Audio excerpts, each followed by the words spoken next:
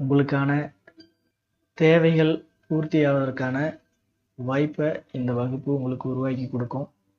அது எல்லா வகையான தேவைகளும் பொருளாதார, கல்வியில், உறவில், நட்பில், குழந்தைகளுடைய நலத்தில், குடும்ப நலத்தில், உடல், மனம், உயிர் இப்படி நம்ம தலைப்புகள் கொடுத்துருக்கோம் இல்லைங்களா?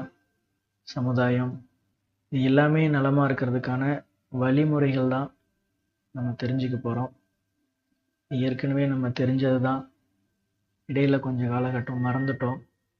அதை மீண்டும் நினைவுபடுத்துறது தான் இந்த வகுப்பினுடைய நோக்கம்.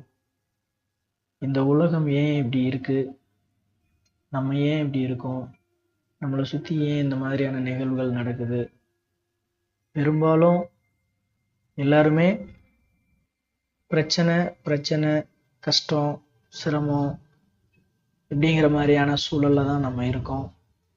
இதுக்கு காரணம் என்ன அப்படிங்கிறது தான் தெரிஞ்சுக்க போகிறோம்.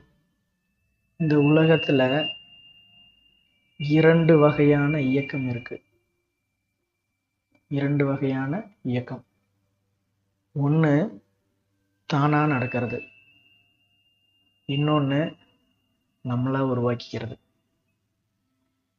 அதாவது தானாக இயங்கக்கூடிய இயக்கம், நானாக இயக்கக்கூடிய இயக்கம். இந்த தானா இயங்குற இயக்கம் எப்போதுமே ஆனந்தத்தை தான் கொடுத்துட்டு இருக்கு, அன்பா இருக்கு, அரவணைப்பா இருக்கு. நமக்கு தேவையான விஷயத்தை எல்லாத்தையும் தேடி தேடி தேடி வந்து நம்ம கிட்ட கொடுக்குது. இந்த நானா இயங்குற இயக்கம் எனக்கு எல்லாம் தெரியுங்கிற அந்த நிலையில வர்றது எனக்காக தான் வருது, அது எனது நன்மைக்காக தான் வருது, அதை நான் எப்படி பயன்படுத்துறது அப்படின்னு தெரிஞ்சிக்காம அது எனக்கு தேவையில்லாதது அப்படின்னு முடிவு பண்றேன். அல்லது எனக்கு தேவை, எனக்கு நன்மை அளிக்கக்கூடியது அப்படின்னு நானாக சில விஷயங்கள் செயல்படுத்திட்டு அது எனக்கு மனது மகிழ்வை தருது அப்படின்னு சொல்லி மீண்டும் மீண்டும் அதே போல நிகழ்வையே எதிர்பார்க்கிறேன். இதுதான் எனக்கு நடக்கிற, இப்ப நம்ம பார்த்த அந்த தேவையில்லாத விஷயங்களாக நினைக்கிற எல்லா நிகழ்வுகளும் நடக்கிறதுக்கு காரணம். இந்த தானா நடக்கிற நிகழ்வு இருக்கு இல்லையா, அதுபோல ஆனந்தத்தை இதால தர முடியல. ஏன்னா இந்த தானா நடக்கிற இயக்கம் எல்லாத்தையும் அறிஞ்சு வச்சிருக்கு. யாருக்கு எப்ப எது தேவை அப்படிங்கிறத ரொம்ப தெளிவா, ரொம்ப ஆழமா தெரிஞ்சு வச்சிருக்கு. கேட்கறதுக்கு முன்னாடியே அது கொண்டு வந்து உங்ககிட்ட சேர்க்குது, உங்களுடைய தேவை கருதி. இதை எப்படி புரிஞ்சுக்கிறது, அப்படிதான் நடக்குது அப்படின்னு? உதாரணத்துக்கு, ஒரு குழந்தையா பிறந்துட்டோம், தாயினுடைய வயிற்றிலிருந்து வெளியில வந்தாச்சு. வெளியில வந்த உடனே நம்மளுடைய இயக்கம் மாறுபட்டுருச்சு. அதனால உள்ளுக்குள்ளார இருந்த நிலையில நம்ம இல்லை. ஏன்னா உள்ளுக்குள்ளார சாப்பாடு இல்லை, தண்ணி இல்லை, மூச்சு காற்று வெளியில இருந்து இல்லை, வேற எந்த ஒரு தேவையும் வெளியில இருந்து தேவைப்படல. இப்போ அந்த சூழல் இல்லை, வெளியில வந்தாச்சு. வெளியில வந்த பிறகு தேவை ஏற்பட்டுருச்சு. அந்த தேவை ஏற்பட்ட உடனே அந்த தேவையை பூர்த்தி பண்ணுவதற்காக இந்த தானா இயங்குற இயக்கம் இருக்கு இல்லைங்களா, அந்த தானா இருக்கிறது தாய்ப்பாலை சுரக்க வைக்குது. நம்மளுடைய தேவை அதை நோக்கி இருக்கிற வரலாம். எப்போ நம்மளுடைய கவனம் வேறொரு உணவின் மேல திரும்புதோ அப்போ தானா உருவாகி இருந்த அந்த தாய்ப்பால் குறைய ஆரம்பிக்குது. அப்ப நம்ம கவனம் எங்க திரும்புதோ அதன் வழியாக நம்மளுடைய தேவையை பூர்த்தி பண்ண அந்த தானா நடக்கிற இயக்கம் முயற்சி பண்ணிட்டே இருக்கு. நம்ம அதை கவனிக்கிறதே இல்லை. நம்ம செய்யறதுனாலதான் இதெல்லாம் நடக்குது அப்படிங்கிற அடிப்படையில நம்ம செய்யறதெல்லாம் சரிதாங்கிற அடிப்படையில் புரிஞ்சுக்கிட்டு நம்ம செயல்பட ஆரம்பிச்சிடறோம். இந்த இடத்துல என்ன உருவாகுதுன்னா, அந்த தானா நடக்கிறது அறிவா இருந்து செயல்படுது. அறிவா இருக்கிறதுனால எல்லாத்தையும் அறிஞ்சுக்கிட்டு தேவையை பூர்த்தி பண்றதுக்கான வேலையை செய்யுது. நானா செய்யற எல்லா விஷயமும் அறியாமையா இருக்குது. ஏதோ 1, 2 கொஞ்சமா அறிஞ்சது இருக்குது. இந்த கொஞ்சமா அறிஞ்சதை வச்சு எல்லாமே நான் அறிஞ்சுக்கிட்டது தான், எனக்கு எல்லாமே தெரியும், நான் என்னுடைய தேவையை பூர்த்தி பண்ணிக்குவேன் அப்படிங்கிற அடிப்படையில் நம்ம செயல்பட ஆரம்பிக்கிறோம். அந்த எனக்கு எல்லாமே தெரியுங்கிற அந்த அறியாமை நம்மளுடைய தேவை என்னன்னே கடைசி வரலும் தெரிஞ்சுக்கிறதுக்கு இல்லாமல் பண்ணிடுது. அப்போ நம்ம எப்படி நல்ல விஷயங்களை அனுபவிக்க முடியும்? அனுபவிக்க முடியாது. அப்போ நம்மளுடைய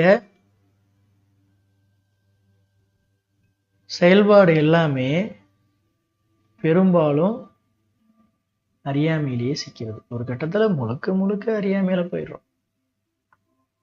நமக்கு என்ன வேணும் அப்படின்னு கேள்வி கேட்டா அந்த அறியாமையினால் நம்ம என்னெல்லாம் பதில் சொல்லுவோம்னா, நமக்கு எதெல்லாம் வேண்டாமோ அது எல்லாம் முதல் லிஸ்ட் எடுத்து, ஒரு பெரிய லிஸ்ட் எடுத்து, இதெல்லாம் நான் இல்லாம இருந்தா என் வாழ்க்கை ரொம்ப மகிழ்ச்சியா இருக்கும் அப்படின்னு சொல்லுவோம். பாருங்க, எது இருந்தா நான் மகிழ்ச்சியா இருப்பேன் அப்படிங்கிற எண்ணமே நமக்கு இல்லை. எது இல்லைன்னா நான் நல்லா இருப்பேன் அப்படின்னா, இது நீங்களா எடுத்து வச்சுக்கிட்டு இருக்கிறீங்கிறது கூட தெரியாம இதெல்லாம் என்னை விட்டு போயிடுச்சுன்னா நான் நல்லா இருப்பேன். உங்ககிட்ட அது வந்ததுக்கு காரணமே உங்களுடைய தேவை என்னன்னு நீங்க தெரிஞ்சுக்காம நீங்க பார்த்தது, கேட்டது, அறிஞ்சுக்கிட்டது, இந்த 3 தான் இருக்கு.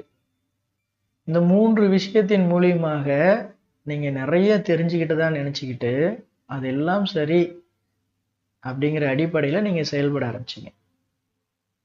அப்படி செயல்படும் போது தேவை எதுன்னு தெரியாததுனால தேவையில்லாதது எல்லாத்தையும் உருவாக்குறீங்க. நான் அந்த அறிவா இருக்கிறது உங்களுக்கு புரிய வைக்க முயற்சி பண்ணுது. அந்த தானா நடக்கிற இயக்கம் சொல்றோம் இல்லைங்களா, அது உங்களுக்கு புரிய வைக்க முயற்சி பண்ணுது. ஒவ்வொரு கட்டத்திலையும் உங்களை சுத்தி நிறைய நிகழ்வுகளை உருவாக்கிக்கிட்டே இருக்குது அதை புரிய வைக்கிறதுக்கு. நான் அந்த நிகழ்வுகளை நீங்க திரும்பி கூட பார்க்கறது இல்லை. உங்களுக்கு தேவையில்லாத விஷயத்தின் மேலேயே கவனத்தை செலுத்துறீங்க. அப்போ அந்த தேவையில்லாத விஷயங்கள் உங்களை சுத்தி நடக்க ஆரம்பிக்குது. காரணம் என்னன்னா, இங்க 3 விஷயங்கள் தான் இயக்கத்துக்கு காரணமா இருக்குது. என்ன 3 விஷயங்கள் அப்படின்னா, முதல்ல எண்ணம், அதாவது சிந்தனை, நீங்க யோசிக்கிறது, இதான் முதல் இயக்கம். உங்களை சுத்தி நிறைய நடக்கிறதுக்கு நீங்க யோசிக்கிறது தான் காரணம்.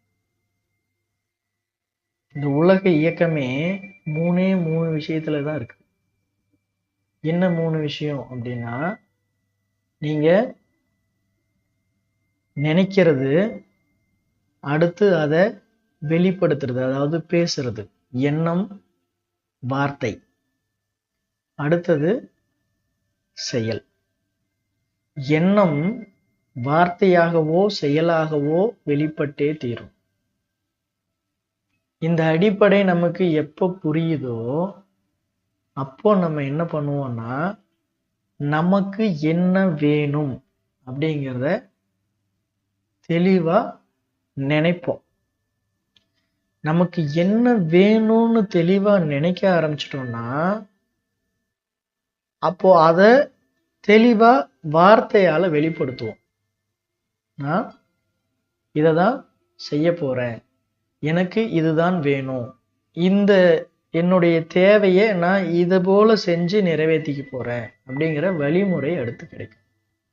இந்த வழிமுறை கிடைச்சிருச்சுன்னா அடுத்து இருக்கிறது செயல். அதை செயல்படுத்துவீங்க. அந்த செயல் நடக்க ஆரம்பிச்சதுன்னா நீங்க எதிர்பார்த்ததனுடைய பலன் கிடைக்கும். இதுதான் உலக ஒட்டுமொத்த இயக்கம். இந்த 3 தான். நல்லா புரிஞ்சுக்கோங்க. இந்த 3 தவிர இந்த உலகத்துல வேற எந்த இயக்கமும் கிடையாது. நீங்க எந்த எண்ணத்தை விடாப்பிடியா திரும்ப திரும்ப யோசிக்கிறீங்களோ அது செயலா மாறுவதற்கான வேகத்தை பெறுது, உத்வேகம். இந்த 3ம் உலகத்தை இயக்கிட்டு இருக்குது. அதாவது இதுல முதலா இருக்கிறது எண்ணம், அதுக்கு அடுத்தது வார்த்தை, இதுக்கு அடுத்தது செயல். இது 2 தான் கணக்கு பார்த்தோம்னா. ஏன்னா செயல்ங்கிறது இயக்கத்துக்கு வந்தது. அப்போ இயக்கிறது அப்படின்னு பார்த்தீங்கன்னா எண்ணம், வார்த்தை. அது உங்களுடைய சிந்தனை, அடுத்தது அதை வெளிப்படுத்தக்கூடிய வார்த்தை. இதுதான் இந்த இயக்கத்துக்கு காரணமா இருக்கு. அப்போ இந்த எண்ணத்தை நம்ம சரிப்படுத்திக்கிட்டோம் அப்படின்னு சொன்னா அந்த தானா இயங்குற இயக்கம் நமக்கு தேவையானதை நினைச்ச உடனே கொண்டு வந்து நிறுத்தும். இது புரியாததுனால நம்ம என்ன பண்றோம்னா நமக்கு தேவையில்லாத சிந்தனைகளையே யோசிச்சுட்டு இருக்கோம். தேவையில்லாத சிந்தனைகளே. அதுக்கு காரணம் என்னன்னா சிறிய வயதிலிருந்து, ஏன்னா நம்ம அறிஞ்சிக்கிறது, பார்க்கறது, கேட்கறது மூலியமாக தான் அதிகப்படியா. சுவைக்கிறது, முகர்றது, தொடுறது இதெல்லாம் குறைவாக தான். ஏன்னா நமக்கு அறிவு அப்படிங்கிற அந்த தன்மை நமக்கு ஏற்கனவே இருக்குதுன்னு தெரியாம வெளியில இருக்கிறத ஒவ்வொருத்தரும் சொல்றத கேட்டு ஒவ்வொருத்தரும் நடந்துக்கிறத பார்த்து அறிஞ்சிக்கிறோம். அதுதான் உண்மை நிலை அப்படிங்கிற மாதிரி. அப்போ நம்மளுடைய செயல்பாடு எல்லாமே இந்த வெளியில பார்த்து கேட்டு அறிஞ்சிக்கிறதா இருக்குது. அது நம்ம வாழ்ற பகுதிக்கு தகுந்த மாதிரி, நம்ம என்ன மாதிரியான இடத்துல என்ன மாதிரியான சூழல்ல இருக்கிறோமோ அதற்கு தகுந்த மாதிரி நமக்கு ஒரு புரிதலை கொடுக்குது. ஆனால் நம்ம என்ன பண்றோம்னா அது மட்டும்தான் உண்மை அப்படின்னு நினைக்கிறோம். உதாரணத்துக்கு சொல்லணும்னா தமிழ்நாட்டில் நம்ம பிறந்திருக்கிறோம் அப்படின்னா தமிழ்நாட்டில் என்ன மாவட்டத்தில் என்ன ஊரில் நம்ம இருக்கிறோமோ அங்கே என்ன மாதிரியான செயல்பாடுகள் நடக்குதோ அது மட்டும்தான் எல்லா இடத்துலையும் நடக்கும் அப்படிங்கிற மாதிரி புரிஞ்சுக்கிறோம். இதே அமெரிக்காவில் இருந்திருந்தோம் அப்படின்னா அங்கே வேற மாதிரி நடந்திருக்குங்கிற அந்த சிந்தனை கூட நமக்கு வர்றதில்லை. இப்போ நம்ம பேசுகிற மொழி வேற, அவங்க பேசுகிற மொழி வேறையா இருக்குது. வெளிப்படுத்துகிற அந்த சத்தத்தை தான் நம்ம மொழின்னு சொல்லிட்டு இருக்கோம். அப்போ அந்த வித்தியாசம் இருக்கு இல்லையா, அந்த வித்தியாசத்தை முதல்ல ஏத்துக்க தயங்குறோம். நம்ம அதை யோசிக்கவே இல்லை. அப்போ ஒவ்வொருத்தரும் தான் வாழக்கூடிய பகுதியில தான் எதை பார்த்து எதை கேட்டு வளர்றோமோ அதுக்கு தகுந்த மாதிரிதான் நம்மளுடைய சிந்தனை இருக்குது அப்படிங்கிறத முதல்ல புரிஞ்சுக்கணும். இது குழந்தையிலிருந்தே நமக்கு என்ன பண்றாங்க, எந்த விஷயத்த சொல்லித்தராங்க, எந்த விஷயத்த கத்துக்கிறோம் நம்ம அப்படிங்கிறத கவனிச்சு பாருங்க. குழந்தைங்களாக இருக்கும்போதே எதெல்லாம் செய்யக்கூடாதோ அதையெல்லாம் நம்ம செய்ய ஆரம்பிச்சோம்னு வச்சுக்கோங்களேன். அதாவது எந்த வயசு வரலாம் அப்படின்னா ஒரு 2-3 வயசு வரலாம் நம்ம செய்யக்கூடாத விஷயத்த செய்யும் போது சிரிக்கிறாங்க, கைத்தட்டுறாங்க, பாராட்டுறாங்க, நம்மளை மகிழ்விக்கிற மாதிரியான செயலை செய்யறாங்க. ஒரு 3 வயசு வரலன்னு சொல்றேன். ஒரு பொம்மையை தூக்கி போடட்டுமே சிரிப்பாங்க இல்லையா? தவழ்ந்துட்டு போய் எதையாவது ஒன்று பிடிச்சி இழுத்து கீழே விழுந்துருச்சு சிரிப்பாங்க. அதாவது நம்ம மேல எதுவும் அடிபடாத வரலும் இல்லையா? அப்போ அந்த மகிழ்வு இருக்கு இல்லையா, நம்மளை செயலோடைய அந்த விளைவு அவங்களுக்கு மகிழ்ச்சியை கொடுக்குது. அப்படிங்கிற அடிப்படையில நம்ம என்ன பண்றோம்னா எதையாவது ஒன்று பிடிச்சி இழுக்கிறது, எதையாவது ஒன்று தூக்கி போடுறது அப்படிங்கிற வேலையை செய்யறோம். இதே செயல் ஒரு 5 வயசு ஆயிடுச்சு, இதே செயலை செஞ்சா அவங்க கிட்ட மாற்றம் வேறையா இருக்கு. யாருக்கிட்ட? வீட்டில் உள்ள மற்ற நபர்கள் கைத்தட்டி சிரிச்சு மகிழ்வா நம்மளை ஏத்துக்கிட்ட, நம்ம செஞ்ச செயலை ஏத்துக்கிட்ட நபர்கள் இப்போ சத்தம் போடுறாங்க. அதே செயல்தான், முன்ன செஞ்ச அதே செயல்தான். இப்போ குழந்தைகிட்ட ஏதாவது ஒரு மாற்றம் இருக்கான்னா மாற்றம் இல்லை. அன்னைக்கு செஞ்ச அதே செயல் தான் இதை செய்யுது. ஏன்னா நம்ம என்ன கற்றுக் கொடுத்துருக்கோம்னா அந்த செயலை செஞ்சா சிரிப்பாங்க, மகிழ்ச்சியா இருப்பாங்க அப்படிங்கிறத கற்றுக் கொடுத்தோம். அதே செயல் ஒரு குறிப்பிட்ட காலகட்டத்துக்கு பிறகு அதே செயலை குழந்தை செய்யுது, இப்போ சத்தம் போடுறாங்க. நல்லா புரிஞ்சுக்கோங்க.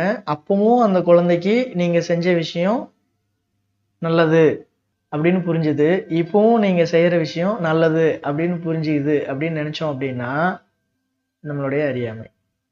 இப்ப இப்படிதான் நமக்கும் சொல்லி கொடுத்துருப்பாங்க.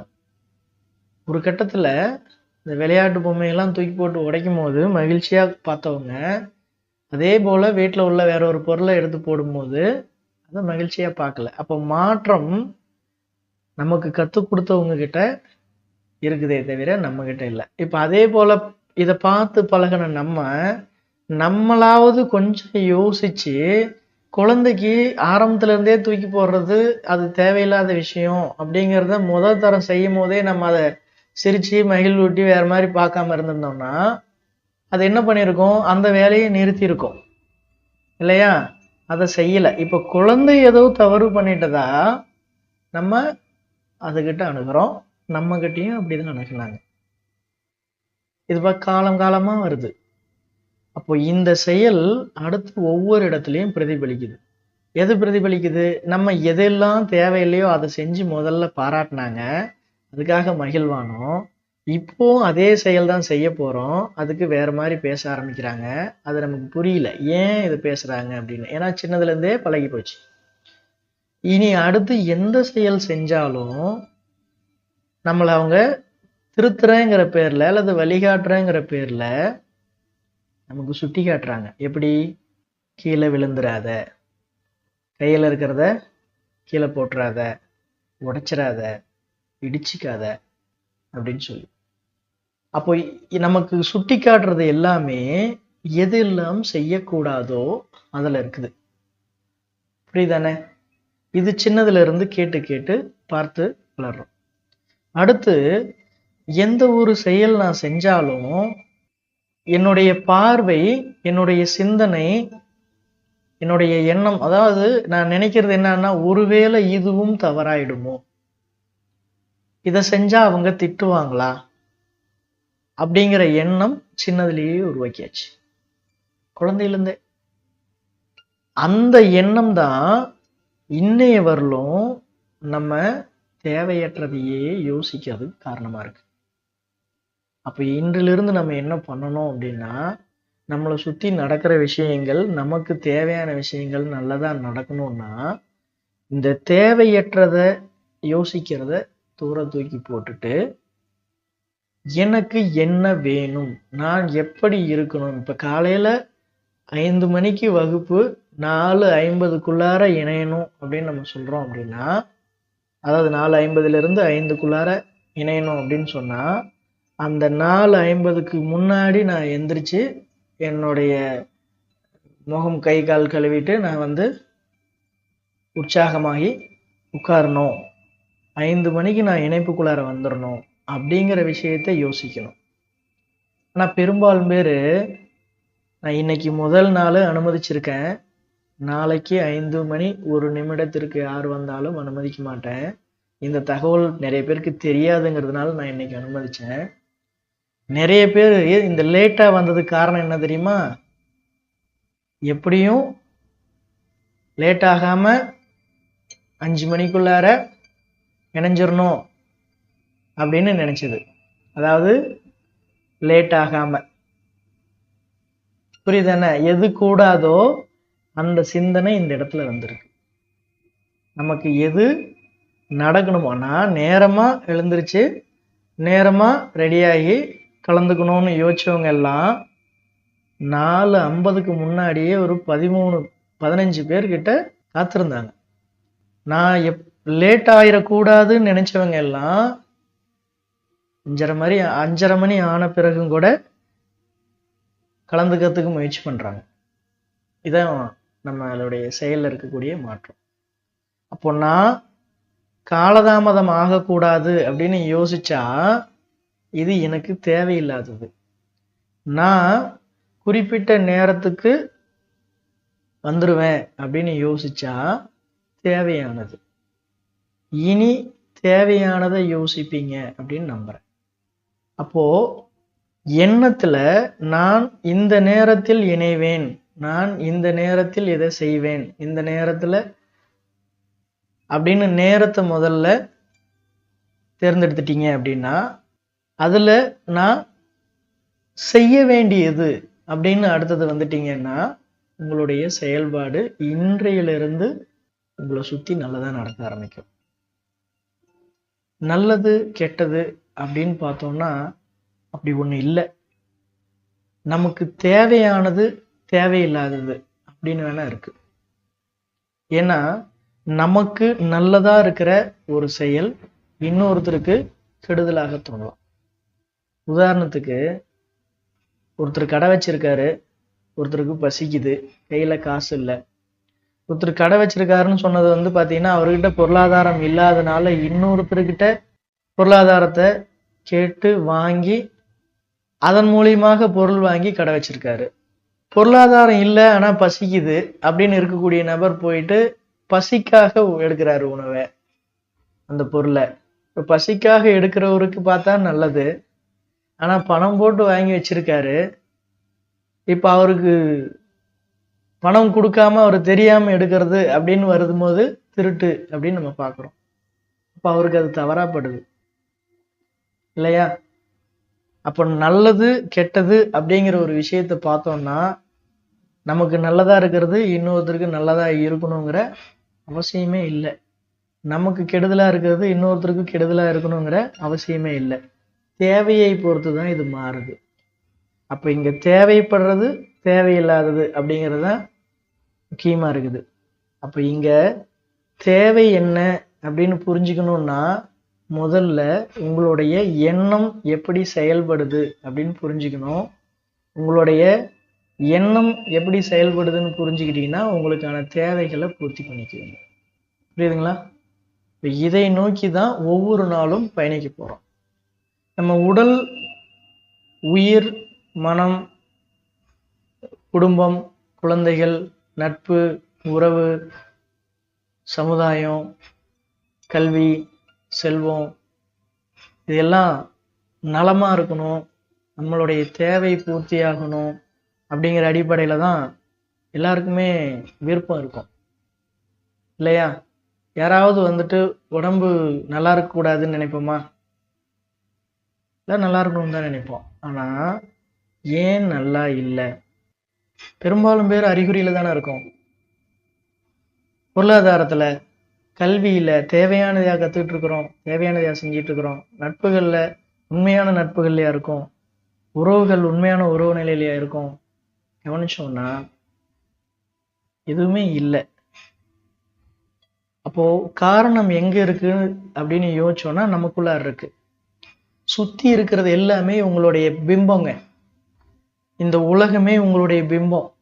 நீங்க என்னவா அதை பார்க்குறீங்களோ, நீங்க என்னவா அதை யோசிக்கிறீங்களோ, நீங்க என்னவா அதுகிட்ட வெளிப்படுத்துறீங்களோ உங்ககிட்ட அது திரும்ப பிரதிபலிக்கும். அவ்வளவுதான். ஒட்டுமொத்த உலகமும் கண்ணாடி. இந்த கண்ணாடியில எந்த பக்கம் திரும்பி பார்த்தீங்கன்னாலும் நீங்க தான் இருப்பீங்க. நீங்க என்னவா பார்க்குறீங்களோ அது அதே போல வெளிப்படும். அப்போ உங்களுடைய சிந்தனை ஒருத்தரை கோபமா பார்த்துச்சுன்னா அவர்கிட்ட இருந்தும் கோபம் தான் வெளிப்படும். உங்களுடைய சிந்தனை ஒருத்தர்கிட்ட அன்பா பார்த்துச்சுன்னா அவங்க கிட்ட இருந்தும் அன்பு தான் வெளிப்படும். வெளிப்படுது எதிராளிகிட்ட இருந்து, அதாவது எதிரில் இருக்கிறவங்க கிட்ட இருந்து கோபம் வருது, அதனாலதான் நான் கோபப்பட்டேன் அப்படின்னு நம்ம சொல்றோம். அவர் என்ன அப்படி பேசிட்டாரு, இல்லைன்னா எனக்கு கோபம் வந்திருக்காது, இந்த வார்த்தை என்ன ரொம்ப அவரை சொல்லிடக்கூடாது அப்படின்னு நம்ம அடுத்தவங்களை குறை சொல்றோம். இதுவும் எங்க இருந்து கத்துக்கிட்டதுன்னா சின்ன வயசுல இருந்து நமக்கு கற்றுக் கொடுக்கப்பட்டதுதான். ரோட்ல நடந்து போறீங்க, இப்பெல்லாம் பெரும்பாலும் எல்லாரும் செருப்பு போட்டிருக்கிறோம். ஒரு புரிதலுக்காக சொல்றேன். நடந்து போறீங்க, ஒரு முள்ளு ரோட்ல கிடக்குது, நம்ம தெரியாம அதுக்கு மேல காலை வச்சுட்டு நம்ம சொல்ற வார்த்தை என்ன? முள்ளு குத்திருச்சு. ஏன்னா தப்பு நம்ம ஏத்துக்கிறது இல்லை. ஏன்னா நம்ம எல்லாமே சரியா பண்ற மாதிரியான ஒரு எண்ணம். இது ஒரு பக்கம். இன்னொரு பக்கம் நம்ம செய்யறதெல்லாம் அவங்க குறை சொல்லி நம்மளுடைய சிந்தனை தேவையற்றதுல இருக்கிறது. இப்ப தவறு முள்ளுடையதா நம்மளுடையதா? முள்ளு அதனோட இடத்துல இருந்துச்சு, உங்க காலை தேடி வந்துலாம் குத்தல அது. அப்ப தவறு நம்மளுடையது. என்ன தவறு? கவனிக்கல. ஒரே ஒரு விஷயம் தாங்க நீங்க செய்ய வேண்டியது, ஒரே ஒரு விஷயம்தான் ஒட்டு மொத்தத்துக்கும். இந்த கவனிக்கிறது அப்படிங்கிற செயல் கவனிச்சீங்கன்னா சுத்தி நடக்கிற நிகழ்வு உங்களுக்கு புரிஞ்சிருங்க. உங்களுக்கு நடக்கிற நிகழ்வு உங்களுக்கு புரிஞ்சிடும். இங்க நிகழ்வு தான் நடந்துட்டு இருக்குது.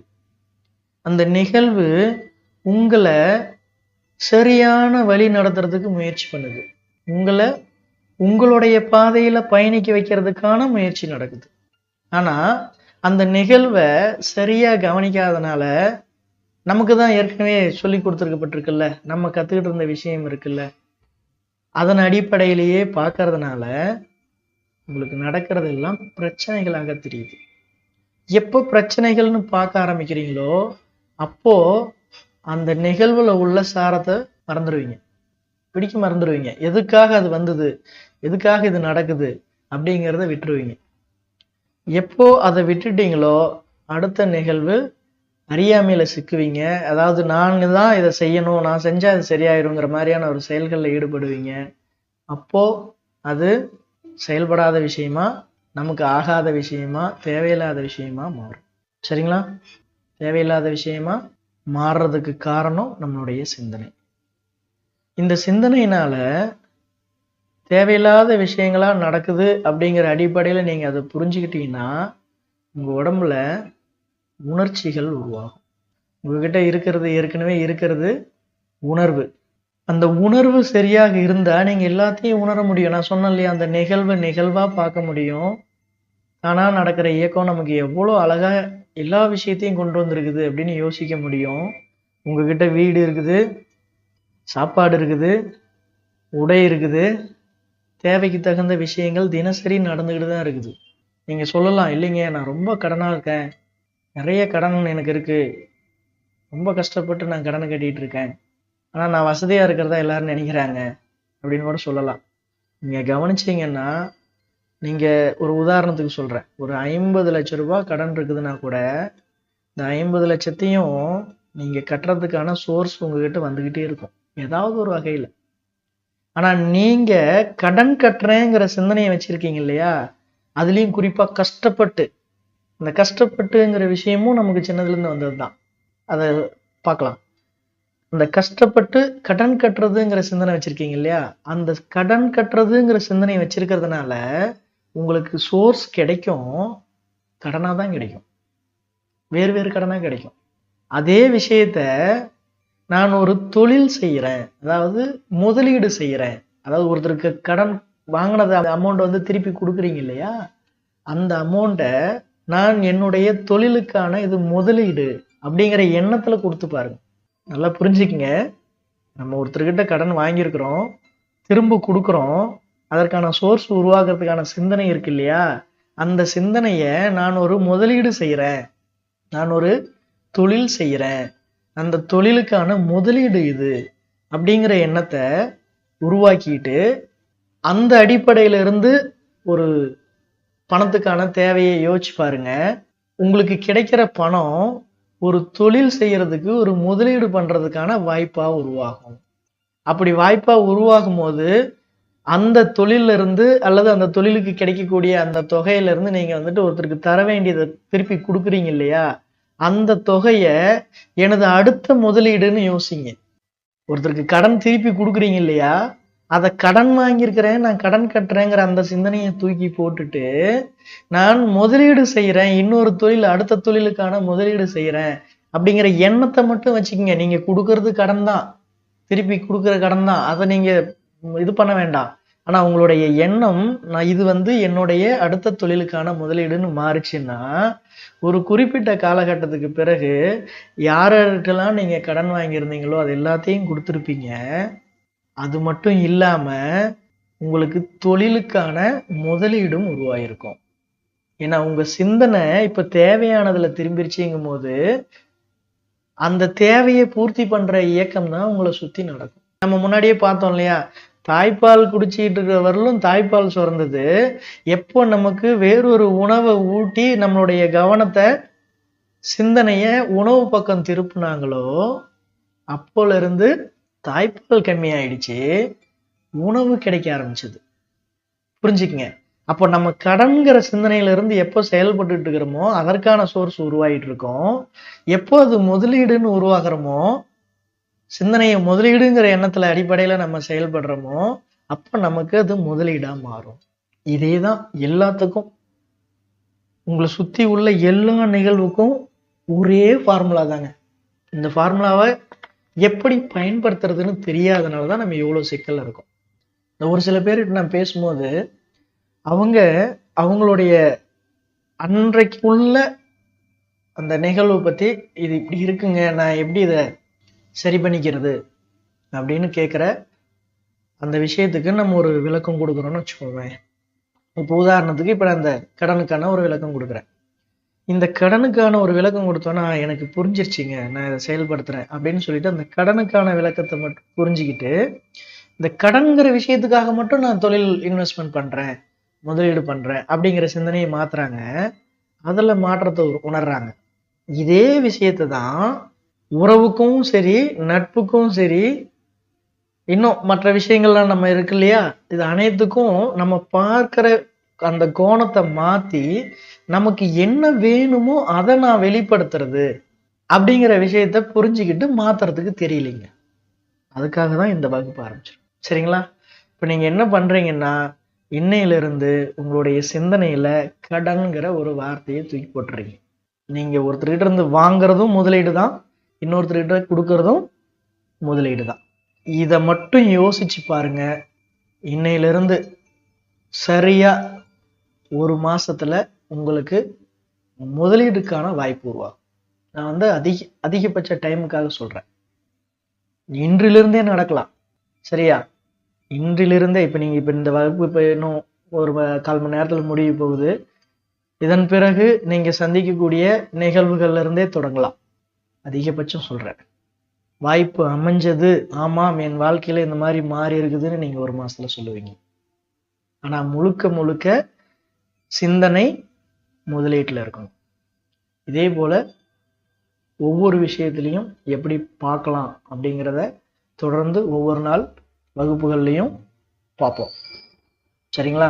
இப்ப நமக்கு சில விஷயங்கள் தெளிவு பெற வேண்டியிருக்கு. நமக்குள்ளார உடல் ரீதியாக ஆரோக்கியமாக இருக்கணும் அப்படின்னு சொன்னா நம்ம உணர்வு ரீதியா இருக்கணும். உணர்விலிருந்து உணர்ச்சி ரீதியா மாறிட்டோம் அப்படின்னு சொன்னா உடம்பு இயக்கம் மாறி போயிடும். உடம்பு இயக்கம் மாறிடுச்சுன்னா நீங்க சுத்தியும் பார்க்கறது எல்லாத்தையும் வேற மாதிரிதான் பார்ப்பீங்க. இந்த உணர்வுக்கும் உணர்ச்சிக்கும் வித்தியாசம் என்னன்னா, முன்னாடி பார்த்த விஷயம்தான். உணர்வுங்கிறது தானா நடக்கிற அறிவு, உணர்ச்சிங்கிறது நம்மளா உருவாக்கிக்கிற அறியாமை. அறிவா இருக்கும்போது தேவையான எல்லாமும் நம்மளை தேடி வருது.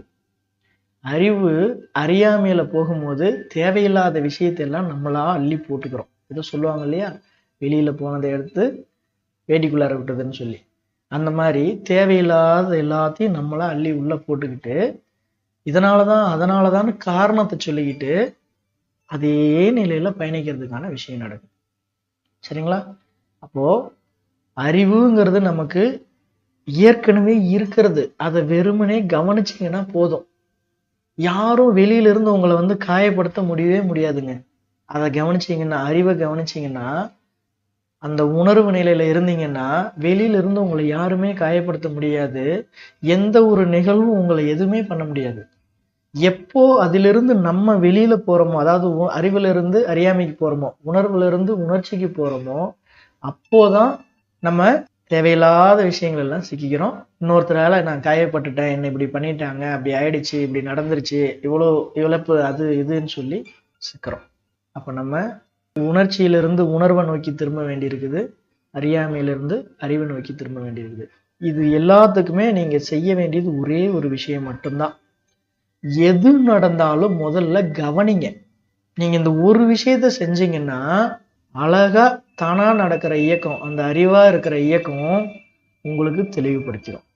இது எங்கேயோ இருக்குதுங்கிற மாதிரி நினைச்சிடாதீங்க. அது எங்கேயும் இருக்குது, உங்களுக்குள்ளாரையும் இருக்குது, உங்களை சுத்தியும் இருக்கிறது, அது இல்லாத இடமே இல்லை.